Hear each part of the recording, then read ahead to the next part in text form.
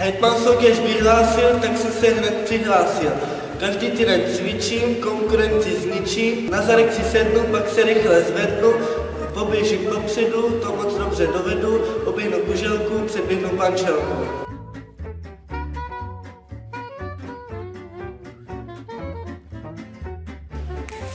Pětkrát třepnu s výskokem, už počítám s náskokem, kotou vpřed, ten mám hned, vezmu míč, běžím pryč, po driblinku balon cítím, jako vítěz už se cítím, na začinu měl jsem krajíc, teď kličkuju jak zajíc.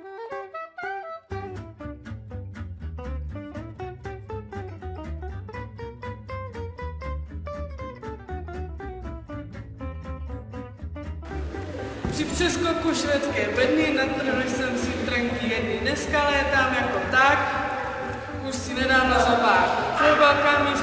Florbalka mi říká, pane, pozorujte, co se stane. Slalom a bác po té ráně, míč je zákonitě v bráně.